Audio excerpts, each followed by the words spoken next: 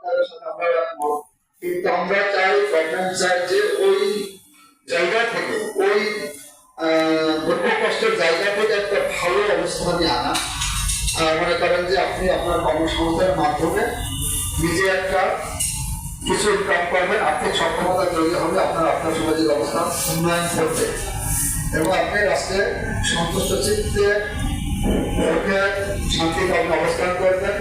আসলে তার একটা বড় জনসংখ্যা কিন্তু একটা সলভেন্ট অবস্থায় পৌঁছাবে। তো সেই দিক চিন্তা করেই কিন্তু প্রশিক্ষণ চলবে। শুধু শুক্রবারে প্রশিক্ষণটি বান্ধব না, বাকি 6 দিন ধারাবাহিকভাবে প্রশিক্ষণটি চলবে। আপনারা সকলে মনোযোগ সহকারে সময় মতো প্রশিক্ষণ সেন্টারে এসে প্রশিক্ষণ সেন্টারের নিয়ম কানুন মেনে প্রশিক্ষকের বক্তব্য শুনবেন, লোক নিবেন, যেটা জানার চেষ্টা করবেন। তো আপনাদের এই আজকের উদ্বোধনী দিনে আপনাদেরকে আগামী 15 দিন প্রশিক্ষণ নেবেন। এই প্রশিক্ষণকে যেন ভালো মতো নিতে পারেন এবং নিজেদেরকে তথ্য প্রযুক্তিতে একদম সমৃদ্ধ মানুষ হিসাবে গড়ে তুলবেন।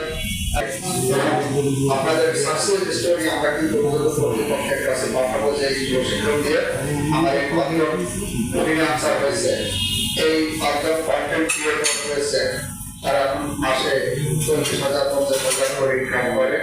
সে নিজের কর্মসংস্থান নিজের খুঁজে পেয়েছে। প্রশিক্ষণের সফলতা কামনা করে আমি আমার কথা শেষ করে সবাই ভালো থাকুন, সুস্থ থাকুন, আল্লাহ হাফেজ।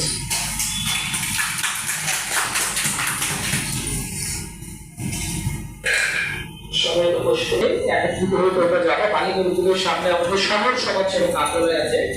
বালিকা বিদ্যালয়ের গেট ঠিক অপোজিটে ডান দিকে এই যে আমাদের প্রশিক্ষক রাসেল আছেন, উনি ঠিক আছে, সেটা প্রশিক্ষণ করে জানতে পারবেন।